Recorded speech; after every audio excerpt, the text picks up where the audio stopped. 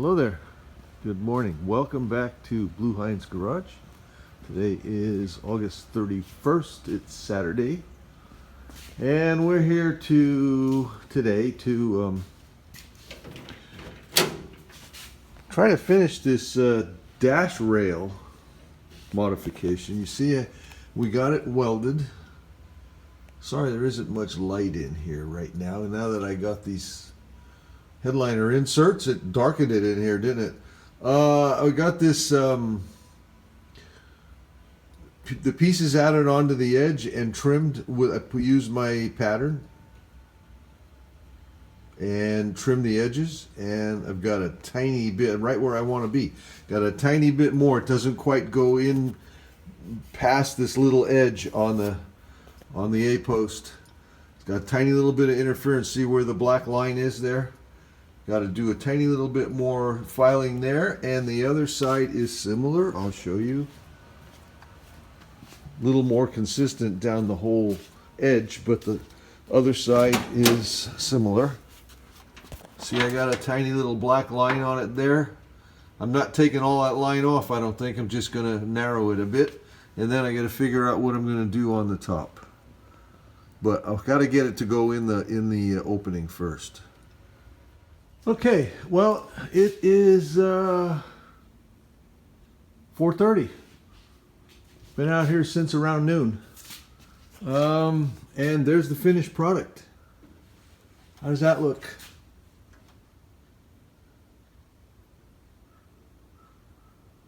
A little better, no?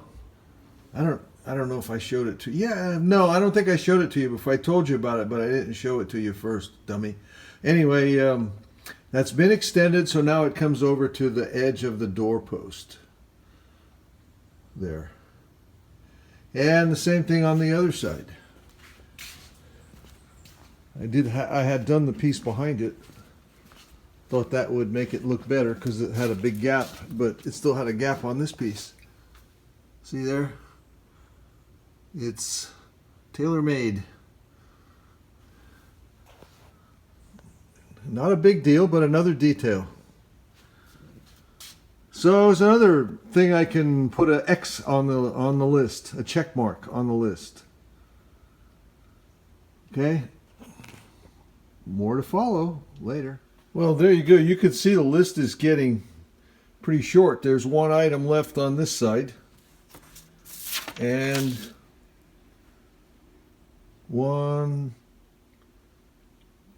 three items on that side. Some of that writing is one item. 2 lines is one item.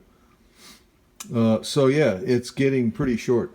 There's a bunch of things I need to do here as I'm taking it apart if I'm going to send it to the body guy separate from the chassis. In other words, body pieces, which is what I'd like to do.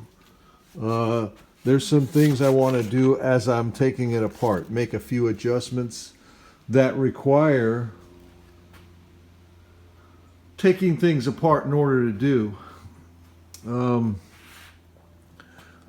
can get example. I can get the running boards to bolt onto the brackets, but I got to twist and pull and whatever. I want to adjust that and it's difficult to do with the truck in the state it's in, because I have the saddle gas tanks that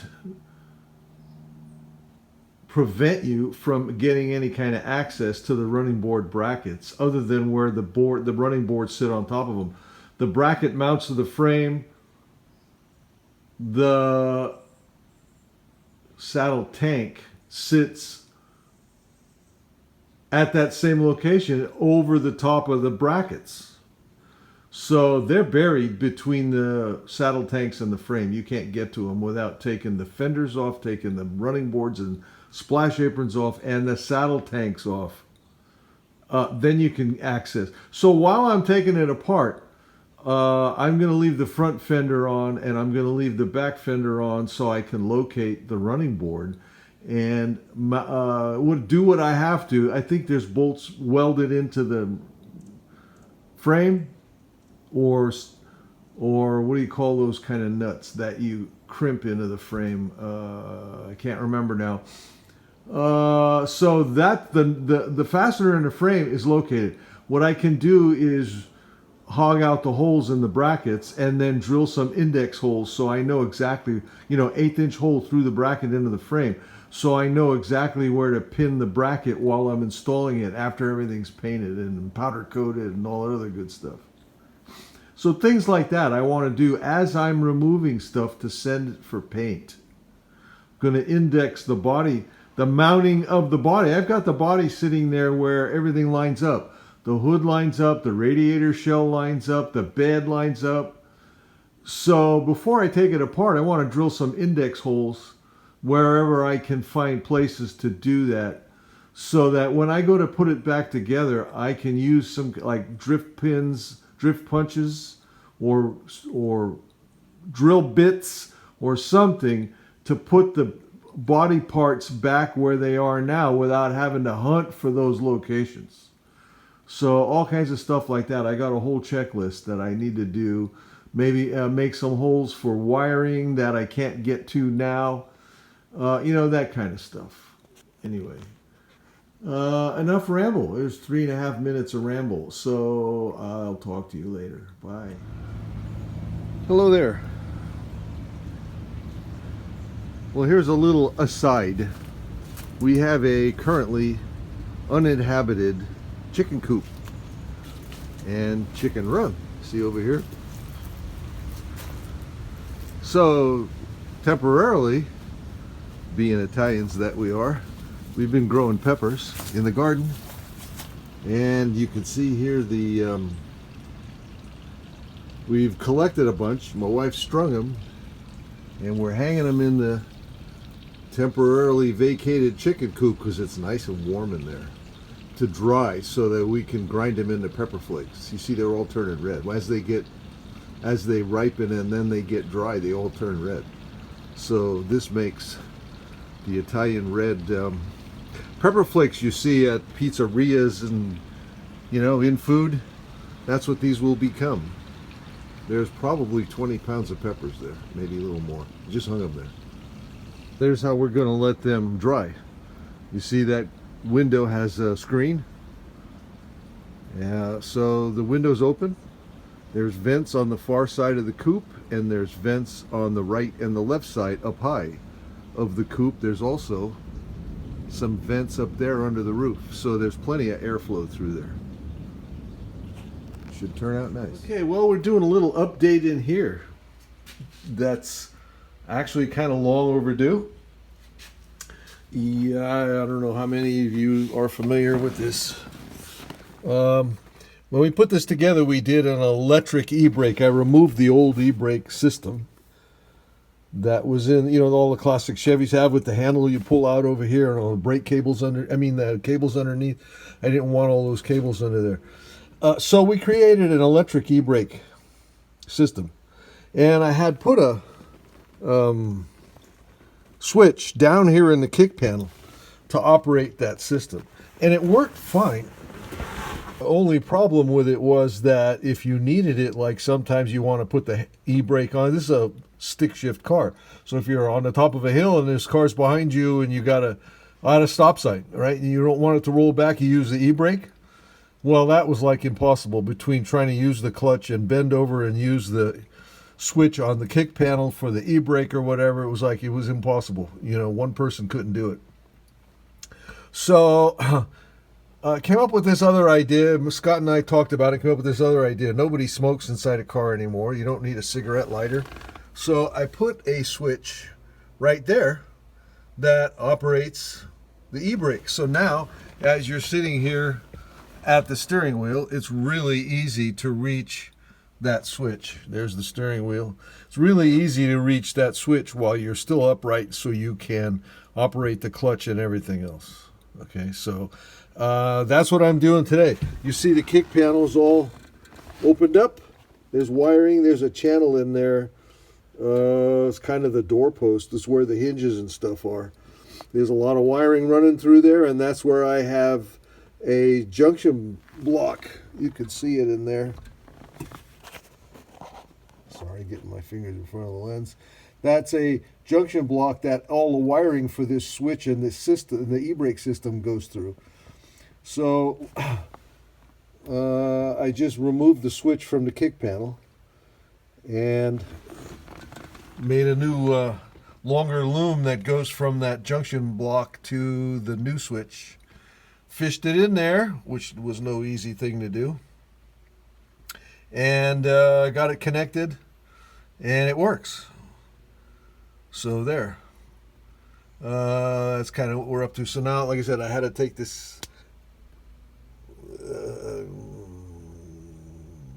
vent control and AC control, heater control, all that. Had to take that down so I could get up in there. You see the cigarette lighter locations right above it. So I could get up in there and work in that opening. So all that's left now, I mean, it works. I've got it in there. I've got it wired. It works. What I got to do now is put it back together, and I got to make a plug, a cover for the hole where the switch used to be in the kick panel. And I'm going to cut up I've got a stainless steel switch plate, household switch plate that I'm going to cut, and I'm going to cut it so that the screw for mounting the switch plate is right in the center of the little cover. I'll paint it black. I'll use a 632 in that opening with a nut on the inside to clamp it to the kick panel. I've got it all marked out. I'm going to go have lunch right now and do that. So that'll be the last thing I need to do. Obviously, put everything back together. Okay, talk to you later. Bye. Okay, hello. Today is, welcome back to Blue Heinz Garage. First of all, today is Saturday, September 14th.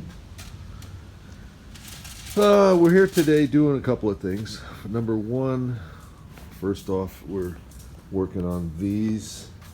I made these up.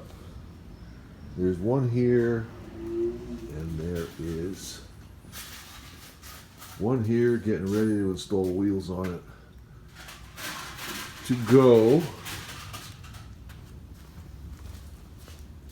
under the feet on the shear here, so that first of all I can get it off these furniture dollies, and second of all it'll still be mobile if we want to move it. It does take a big space here in the shop. I was gonna put it under the window over there, and after using it a number of times I determined that and learned that you need to get behind it quite a bit in order to measure the pieces that you're cutting, because you can measure from this piece right here with all the screws in it. That's where it cuts. So you could stick the sheet metal out on this end and measure to that piece and see what you're going to cut off, and frequently that's what you have to do. There's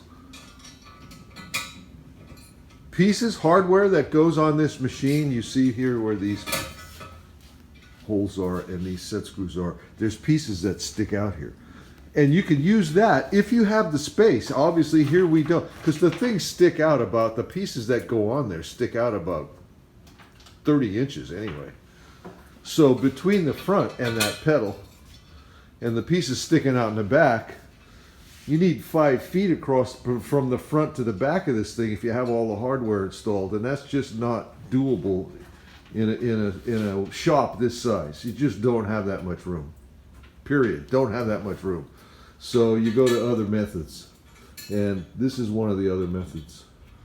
Okay, well, an hour later, once again got busy actually doing the work, so didn't get the camera out. But there's the result.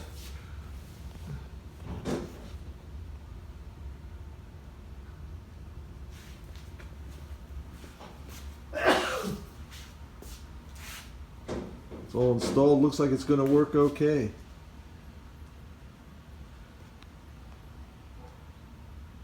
Much lower, actually. It was probably 6 inches higher than that before. And it's amazing how much different an effect that hunk of stuff has on the area with it lower 6 inches. Wow. All right. On to the next challenge, update, whatever you want to call it, improvement. But later.